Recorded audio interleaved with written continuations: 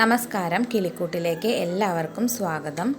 ഞാൻ ഇന്ന് പനീർ എങ്ങനെ ഉണ്ടാക്കിയെടുക്കാമെന്നാണ് കാണിച്ചു തരുന്നത്.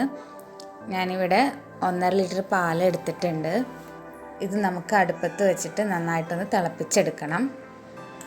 വളരെ എളുപ്പത്തിൽ തന്നെ നമുക്ക് പനീർ വീട്ടിലുണ്ടാക്കിയെടുക്കാവുന്നതാണ്.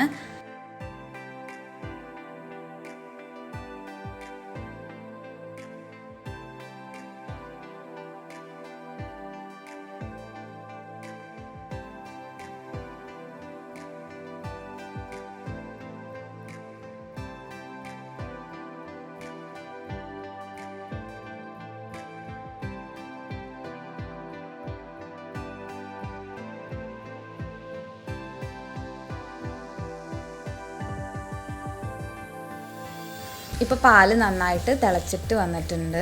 ഇനി നമുക്കിതിലേക്ക് നാരങ്ങാനീര് ഒഴിച്ചിട്ട് ഇതൊന്ന് പിരിച്ചെടുക്കണം. ഞാനിവിടെ 2 ചെറുനാരങ്ങയുടെ നീരെടുത്ത് വെച്ചിട്ടുണ്ട്. കുറേശ്ശെ നമുക്ക് ഒഴിച്ചു കൊടുത്ത് നോക്കാം. ചെറുനാരങ്ങ നീരിന് പകരം വിനാഗിരിയും പിന്നെ തൈരൊക്കെ ഒഴിച്ചിട്ടും പനീർ ഉണ്ടാക്കിയെടുക്കാവുന്നതാണ്.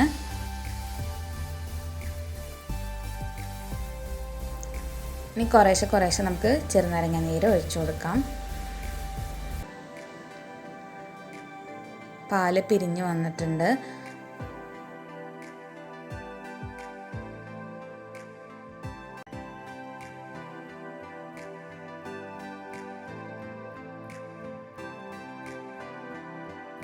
ഇനി നമുക്കിതൊന്ന് അരിച്ചെടുക്കാം. ഒരു സ്റ്റെയിനർ വെച്ചിട്ട് അതിൻ്റെ മുകളിൽ ഒരു കോട്ടൻ്റെ തുണി വിരിച്ചു കൊടുക്കാം. ഇനി ഇതിലേക്ക് നമുക്ക് പാല് പിരിച്ചത് ഒഴിച്ചു കൊടുക്കാം.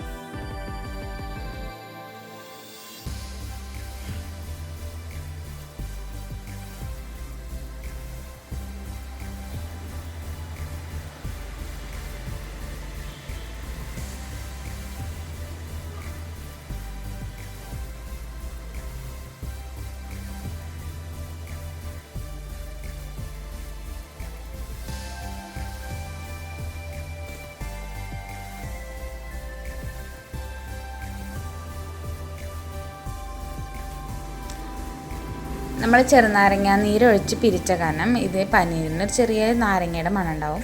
അത് ഇഷ്ടമില്ലാത്തവരാണെങ്കിൽ ഇപ്പോൾ ഇതിൻ്റെ മുകളിൽ കൂടെ ഒരു ഗ്ലാസ് വെള്ളം കൂടി ഒഴിച്ച് കഴിഞ്ഞാൽ ആ സ്മെല്ല് പോയിക്കോളും. ഇനി നമുക്കിത് നന്നായിട്ടൊന്ന് മടക്കിയിട്ട് ഇതിൻ്റെ മുകളിൽ നല്ലൊരു വെയിറ്റ് കയറ്റി വെക്കണം. അതിന് ശേഷം 2 മണിക്കൂർ അതങ്ങനെ തന്നെ വയ്ക്കാം.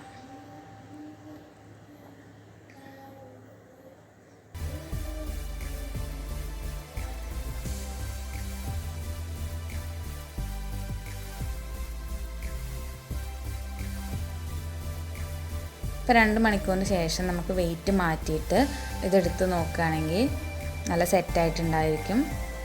ഇപ്പം നല്ല ഫ്രഷ് പനീർ നമ്മൾ എളുപ്പത്തിൽ എത്ര വേഗം റെഡിയാക്കി എടുക്കാൻ പറ്റും. ഇനി നമ്മളിത് ഒരു എയർ ടൈറ്റ് കണ്ടെയ്നറിലാക്കിയിട്ട് ഫ്രീസറിൽ വെക്കുകയാണെങ്കിൽ നമുക്കിത് കുറേ കാലം സൂക്ഷിച്ച് വെക്കാൻ പറ്റും. നമ്മൾ കറി വെക്കുന്നതിന് മുൻപ് അതെടുത്തിട്ട് കുറച്ച് ചൂടുവെള്ളത്തിൽ ഇട്ട് വെക്കുകയാണെങ്കിൽ ഒരു അരമണിക്കൂറൊക്കെ ഇട്ട് വെക്കുകയാണെങ്കിൽ നമ്മൾ ഫ്രഷായ സോഫ്റ്റായിട്ട് തന്നെ നമുക്ക് പനീർ കറികളിൽ ഉപയോഗിക്കാം. എല്ലാവരും ട്രൈ ചെയ്ത് നോക്കണം. ഇഷ്ടപ്പെട്ടാൽ ലൈക്ക് ചെയ്യുക, ഷെയർ ചെയ്യുക, കമൻറ്റ് ചെയ്യുക. എൻ്റെ ചാനൽ സബ്സ്ക്രൈബ് ചെയ്യാത്തവരാണെങ്കിൽ സബ്സ്ക്രൈബ് ചെയ്യാം. താങ്ക്